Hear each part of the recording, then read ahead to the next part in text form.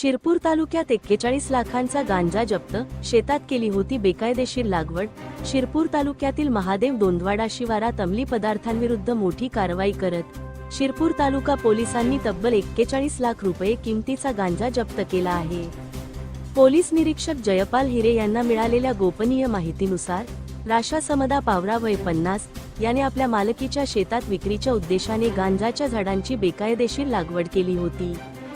Police अधीक्षक श्रीकांत धिवरे यांच्या मार्गदर्शनाखाली पथकाने 2 किलोमीटर पायपीट करत नाल्यांच्या मार्गाने शेतात छापा टाकला।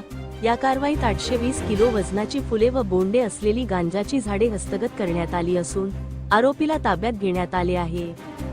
शिरपूर तालुका पोलीस ठाण्यात या प्रकरणी गुंगीकारक औषधे द्रव्ये आणि मनोव्यापारावर परिणाम करणारे पदार्थ या अधिनियमानुसार गुन्हा दाखल करण्यात आला आहे।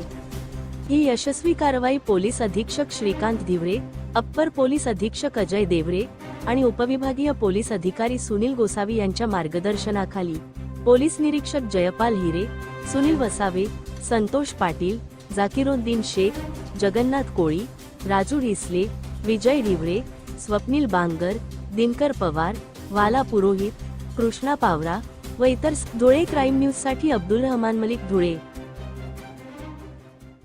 आज शिरपूर तालुका पोलीस स्टेशन हद्दीतील महादेव दोंदवाडा या गावात एक इसम हा गांजाची शेती करत आहे अशा गोपनीय माहितीवरून आम्ही या ठिकाणी छापा कारवाई केली असता, काय नाव तुझं?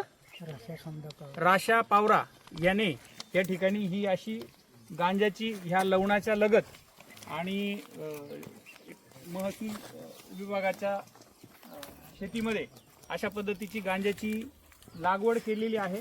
आपण मध्येपर्यंत जाऊन बघू शकतो की अशा पद्धतीने थोड्या प्रमाणात काही ठिकाणी कापूस व काही ठिकाणी गांजा अशा प्रकारे हे लावलेला आहे।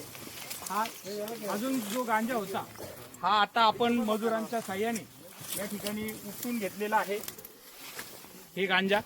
आणि आता ह्या सगळ्याचं आम्ही या छापा कारवाईच्या अंतर्गत जे जप्त करण्यात आलेलं आहे त्या सर्वांचं जप्त करून आणि आरोपीवरती गुन्हा दाखल करण्याची कारवाई करत आहोत।